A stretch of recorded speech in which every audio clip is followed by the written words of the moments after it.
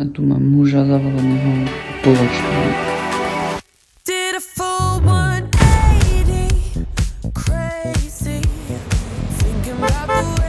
Let me have a challenge of different place, something different.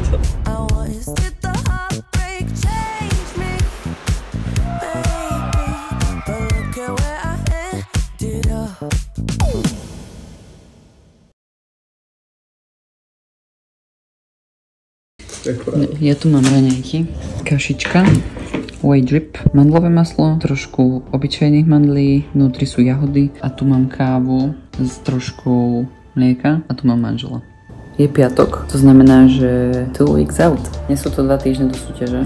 Včera som sa pomýlila, včera som hovorila, že včera boli presne 2 týždne. Ale som si pozrela termín. A dneska som navážila lovku 56,4. Ja včera som mala ešte nie refeed, ale higher carbs, ako vyššie sachre. Naše dni tu vyzerajú fakt tak, ako by stále rovnako. Tak monotónne, tak...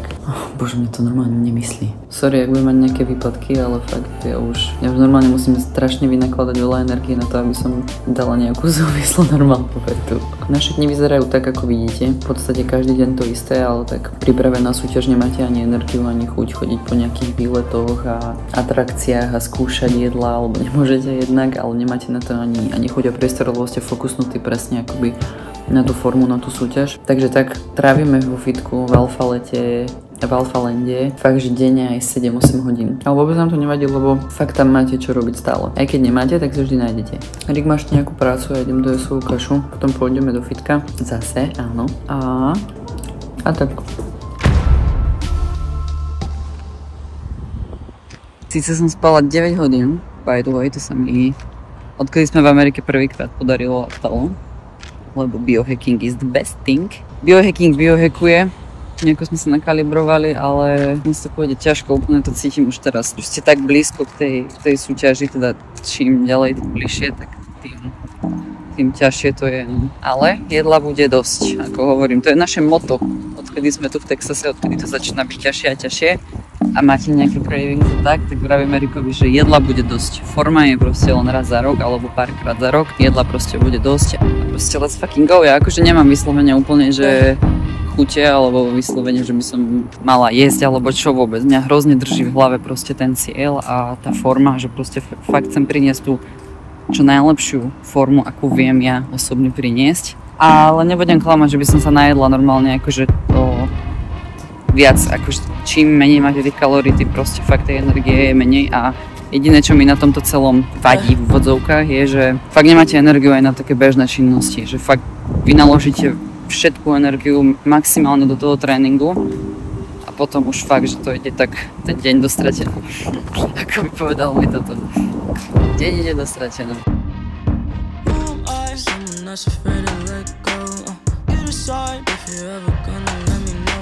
Suicide if you ever try to let go. I'm sad, I know, yeah. I'm sad, I know, yeah. Who am I? Someone that's afraid to let go.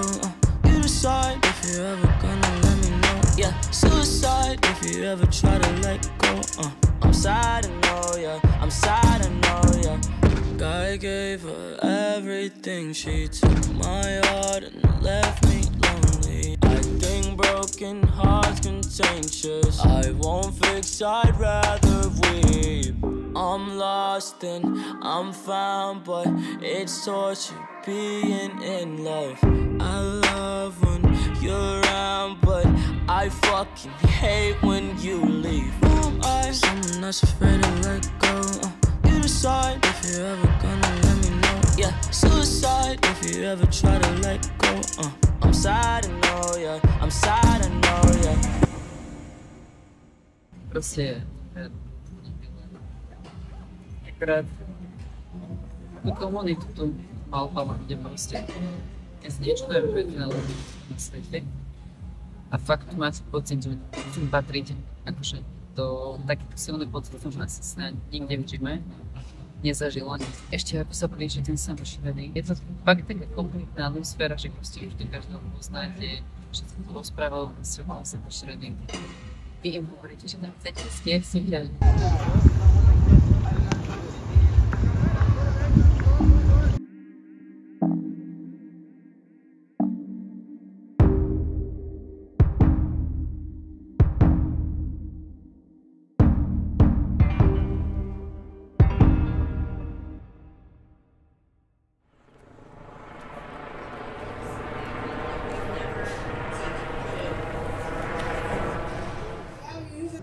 Settle that aside. I've just had a bad experience. So don't assume that everyone's moral. Jak to zavázne? Wow. House. Tomu to dám 10 z 10. Bude to lepšie, než to vyzerá, si vrem, to bude také umelé. $7, ale stalo to za skúšku. Did a full 180, crazy, thinking about the way I was. Did the heartbreak change me? Maybe, but look at where I ended up. I'm all good already, so moved on, it's scary. I'm not where you left me at all. So, if you don't wanna see me dancing with somebody. Recovery time. Som akorát na lymfodrenáži, teda respektíve máme lymfodrenážne nohavice. Je to vlastne v cene toho membershipu, ktorý si tu zaplatíte. A môžete ísť koľkokrát chcete v podstate.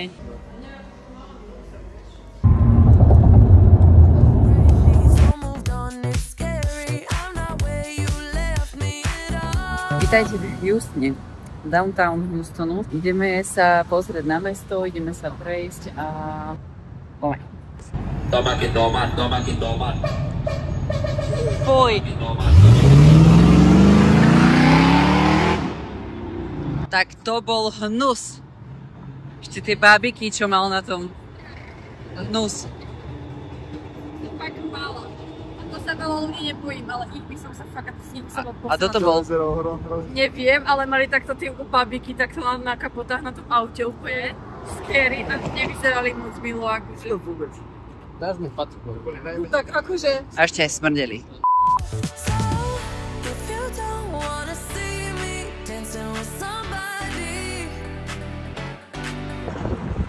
Texas. Práve sme sa dozvedeli, že tu metro chodí nad zemou. Nie pod zemou. Ale tuto tieto zastávky, vyzerá to ako električka, ale je to normálne vlak nadzemný, však ako metro. A kam inde by sme išli, ako to zase do nejakého fast foodu. My s Erikom sa ideme iba pozerať a chystať sa na testy, ktoré budú potom po súťaži. Prišli sme do, ako sa to volá, Shake Shack? Shake Shack. A je to nejakí tipci na YouTube, včera čo sme pozerali videá. Tento podnik ohodnotili ešte lepšie ako In-N-Out. Nemôžem si pomôcť, ale stále akoby tým, že viete, aký je Texas, že samozrejme záleží od tej oblasti, ale tým, že viac sa zaujímate o to, že kde vôbec budete ten mesiac, tak sme dosť takí obozretní. It's cold over there. It is. Over there is cold, right? Right now it's cold, yeah. Don't start caring about me now. Walk away, you know how. Don't start caring about me now. We are not used to the differences. Like you are outside like 60 degrees and in the car you are freezing, you know? Freezing, yeah. Exactly. Ľudia, tak rýchlo, ako sme prišli do downtownu v Houstone, tak rýchlo sme sa otočili, zobrali si taxík a išli nazad. Lebo stále, ako ste zvyknutí z tej Európy, že tam tá bezpečnosť a všeobecne proste tam tie obmedzenia sú trošku prísnejšie ako tu v Amerike. Stále si ako keby strašne ťažko zvykáte na to, že tu v Texase, začnem takto, vo Vegas sme nepocítili nejaké nebezpečie alebo proste niečo, že máte vyslovene strach alebo fakt ste obozretní, dávate si pozor, tam sme nemali problém aj večer chodiť po ulici a teda. Jednak sme bývali tiež akoby v centre Las Vegas, kde bolo extrémne veľa turistov, kde sa premávalo celú noc, celý deň, v podstate 24 hodín denne, extrémne veľa ľudí. Takže vás ani nenapadlo sa zaujímať o to, aké bezpečné, nebezpečné miesto to je, teda mesto, alebo v ktorom bývate, aká oblasť a teda. Momentálne už chápeme, keď niekto povie, že Wild Texas, pretože ten Texas je fakt šialený. Je to jeden zo štátov v Amerike, kde sú legálne dovolené zbrane a môže zbraň tu môže držať každý jeden človek, úplne legálne, bez toho, aby ste robili nejaké psychotesty na to, aby ste mali zbrojný preukaz, alebo by ste mali dôvod držať tú zbraň. Takže to bola taká prvá vec, keď sme sa dozvedeli, čo sme aj vedeli, hej, lenže nám sa to trošku tak otočilo, že sme si mysleli o nejakom mieste niečo, že OK, je to bezpečné, je tam toto, je to také komunitné mestečko, je to komunitná oblasť a tak sa to akoby tak prevrátilo, keď sa pýtate priamo miestnych, pretože tí vedia najlepšie, tí tu žijú a nepýtate sa 1, 2, 3, my sa každého jedného, s kým sa stretneme, kto tu žije, pýtame, aké to je, ako sa tu žije, aká tu je bezpečnosť, ako sa tu cítia a teda. 3 z 10 nám povedali, že nechápu, čo tu robíme ako turisti z Európy, priamo v Texase, priamo akoby tu v Houstone, pretože Houston je že vraj sám o sebe dosť nebezpečný. Dneska sme sa dokonca v tom downtowne rozprávali s policajtmi, priamo tam, čo hliadkovali. Nech nám oni povedia svoj názor, že či je to bezpečné, čo si oni myslia o tom, lebo že sme z Európy a že by sme akože sa chceli vyhnúť nejakým miestam, oblastiam, kde by bolo nejaké ghetto, alebo ja neviem, nejaký fakt, že nebezpečná street, ulica. Tak nám povedali, že vôbec, že akože Houston get away, že proste choďte preč.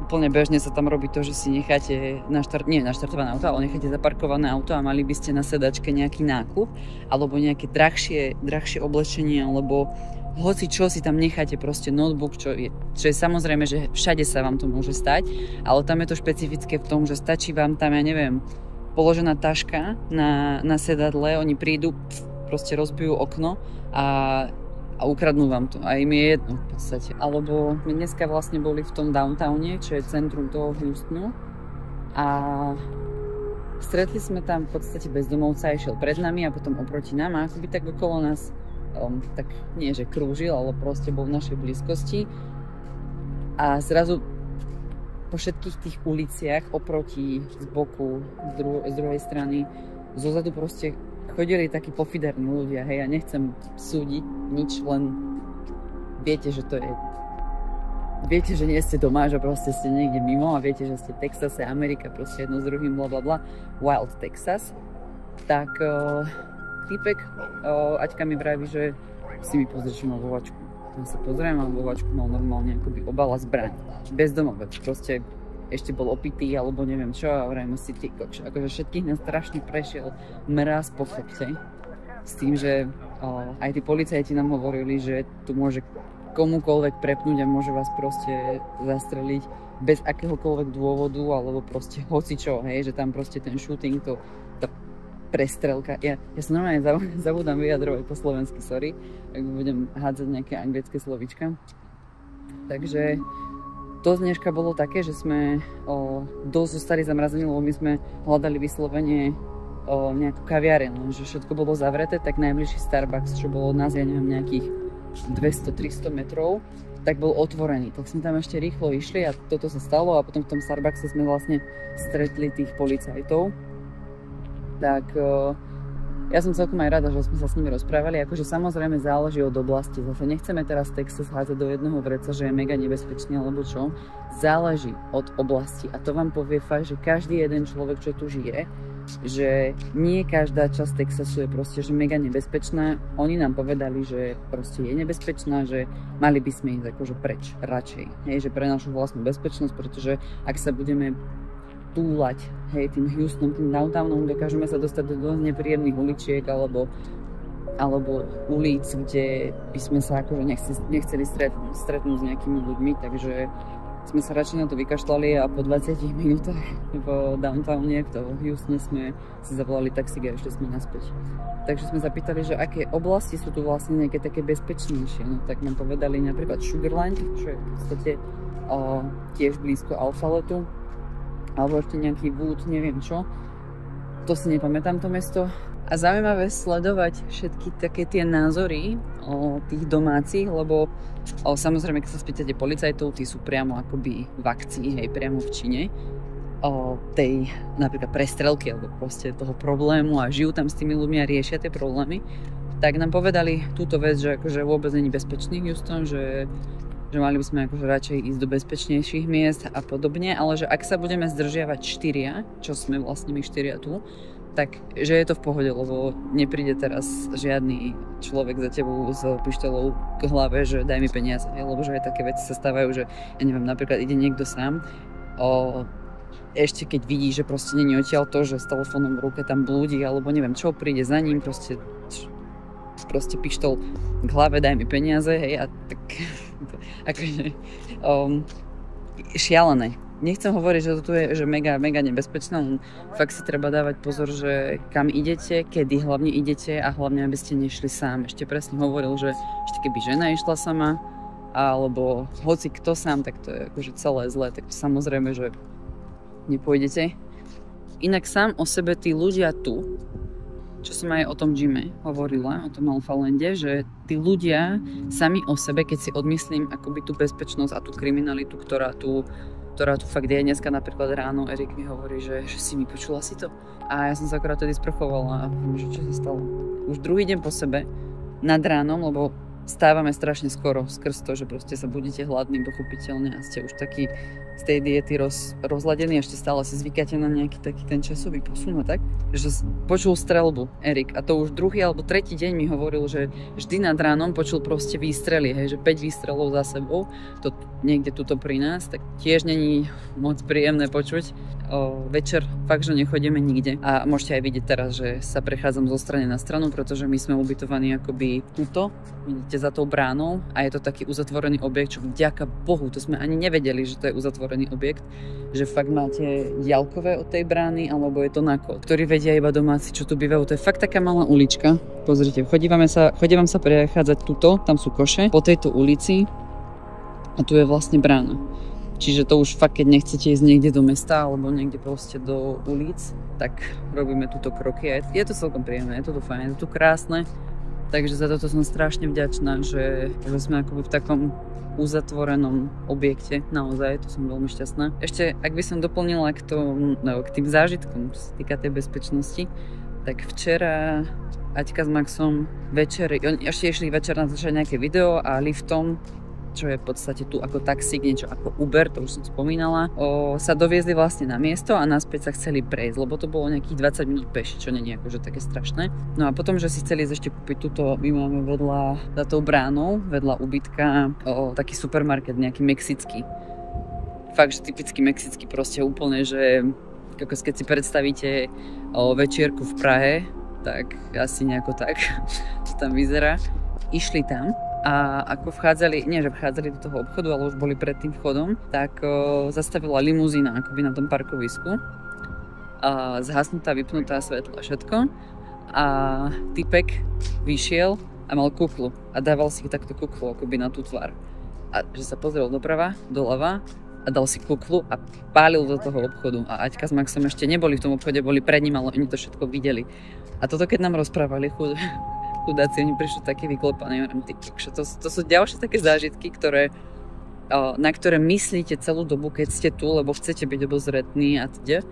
Takže tak, ale aby som sa vrátila ešte k tomu, že akí sú tu ľudia, tak fakt mi tu prídu veľmi milí, prívetiví a nepovedia ti nikdy. Zatiaľ som sa myslieť, že ste mne stretli, že by vám povedali nie, alebo že by boli nejaký taký agresívny, alebo fakt je tu taká tá skromnosť, taká skromnosť, taká dobrota, že sa s vami podelia, že sa s vami porozprávajú a zatiaľ overall z ľudí máme veľmi dobrý pocit. Už nenavyšujem ani kardio, zbytočne nechcem ísť do vysokých čísel. Toto, ako mám momentálne nastavené kardio, je môj strop, za ktorý ja už nepôjdem, ani nechcem.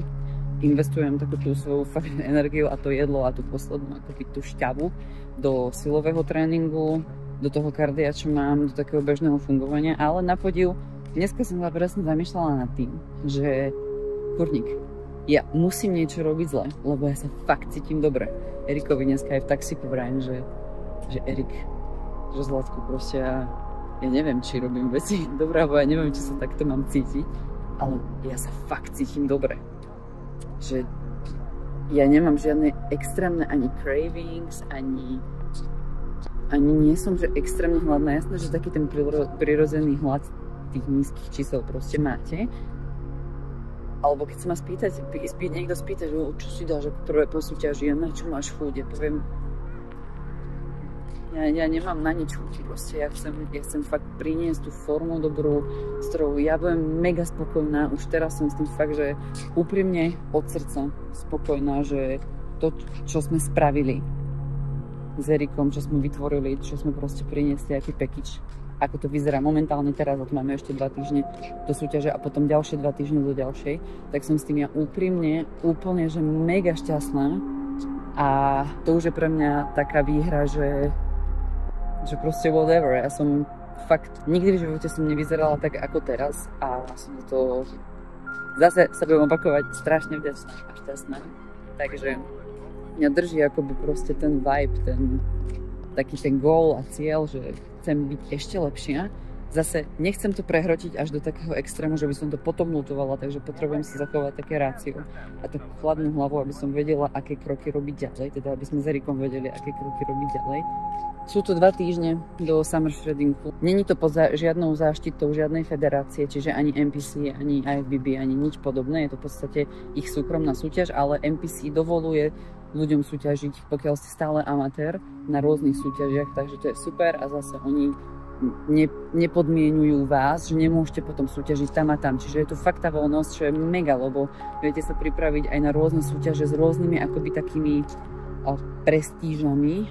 Napríklad tu na tejto Summer Shredding sú aj prize money, hej, za prvé 3 miesta myslím, že dostane výherca prvý, druhý, tretí $1000. Ten sa kvalifikuje potom na druhý deň na Championship a tam v podstate už vie vyhrať čiastku, že $9000 a sponsorship od toho Alphaletu.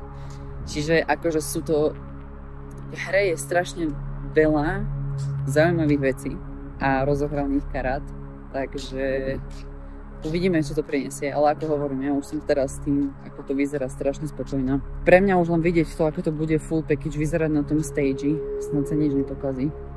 Ale verím tomu, že Pán Boh má ideálny, najlepší a skvelý plán, ktorý bude fitovať do toho čo najlepšie. Takže update a zmena mojho monológu o zbraniach v Texase, aby som neočierňovala celý Texas, ako som aj hovorila. Kamoška, ktorá žije v Texase, mi teraz poslala správu a dovysvetľovala mi v podstate, ako to s tými zbraňami a s tým držaním tej zbrane legálne je. Podľa toho, čo som pochopila, viete legálne držať, môže ju každý legálne držať, aj si zabezpečiť tú zbraň a nosiť ju pri sebe, ale ste sledovaní a mapovaní, vedia o vás všetky informácie, vedia, kde ste ju, kedy ste ju kúpili, ako sa voláte, kde žijete, blablabla, proste úplne všetky informácie a sledujú vašu kriminálnu minulosť. Takže tým pádom to znamená to, že keďže sme videli toho bezdomovca, ktorý mal tú zbraň a nahlasili by sme ho na polícii, že tento typek má zbraň, oni by ho prelustrovali a zistili by, či ju legálne drží, či má od nej doklady, že či má od nej, sledovali by jeho kriminálnu minulosť a sledovali by všetky veci okolo toho, že ako sa k nej dostal a teda. Ak by bolo všetko v poriadku, nechali by ho tak a pustili by ho. Ale ak by ju mal bez žiadnych dokladov, bez toho mapovania tej minulosti a podobne, tak by sa mohol dostať do väzenia za nelegálne držanie tej zbrane. Čiže je pravda, že sa k nej dostanete ľahko, že viete si ju tu vybaviť bez žiadnych akože nejakých možno psychotestov a podobne. Musia vám vydať nejaký doklad o tom, že ju máte. A ak ten doklad nemáte a držíte zbraň, tak to je nelegálne a to je zle. Takže to len taký dodatok. A to mení teda úplne že celú situáciu, lebo nám vyslovene tí policajti povedali, že ju tu môže mať každý a každý ju môže použiť. Hej, a samozrejme, keď ste prvýkrát cudzom neznáme, tak sa zlaknete ešte keď sa jedná proste o vašu bezpečnosť, pochopiteľne. Ale nešlo nám to do hlavy, presne Erik teraz hovorí, že veď ľudia tu normálne žijú, hej, a že to keby fakt, že každý sa dostane k tej zbrani strašne jednoducho, tak by sa tu všetci asi pozabíjali, alebo čo, neviem. Takže dáme tomu druhú šancu a už sa tu cítim možno trošku bezpečnejšie. Mega, takže toto je taký dodatok. Dúfam, že som to dobre povedala. Ak nepovedala dostatočne, tak kľudne mi to dole napíšte do komentára, aby sme si to objasnili viac. Toto je to, čo som pochopila, čo mi bolo povedané a čo sme sa my vlastne aj pýtali tých domácich, pochopiteľne. Hej. Takže tak, tie informácie predtým, čo som vám hovorila, boli vlastne informácie od tých domácich, od policajtov, ktorých sme stretli. Pán manžel mi spravil večeru? Levkar večeru. Joj, pozor. Hej. Ja neviem, kde... Dobre, to už je navždy stratené. Toto meso je perfektné. A je tam špargla a ešte kimči. A toto kimči, by the way, ľudia, je fakt, že mega dobré. Proste pozrite, čo pozeráme. Jo, takže si vlastne bereme inšpiráciu a zisťujeme, ktoré tie fast foody typické americké stoja za to vyskúšať. Budeme asi z toho robiť taký rating, nie? Také hodnotenie, že čo, ako ten koncept ešte vymyslíme. Fakt, jdu sem. Ale to neznú ako hasiči. Toto neznie podľa mňa ako hasiči. Stalo sa nám totiž práve teraz, že Erik si varil kuracie prsia, teda restoval si na panvici kuracie prsia a prihorela mu panvica. Vyslovene mu proste prihorela a my sme nevedeli, že je tu detektor dymu. Alebo čo to. A začalo to tak píšťať po celom dome, ale tak píšťať, že extrém. A tak dúfam, že neprídu hasiči, ale nemyslím si. Určite neprídu, Vládko. Nemusíš sa vôbec bať. Poď si dať čaj.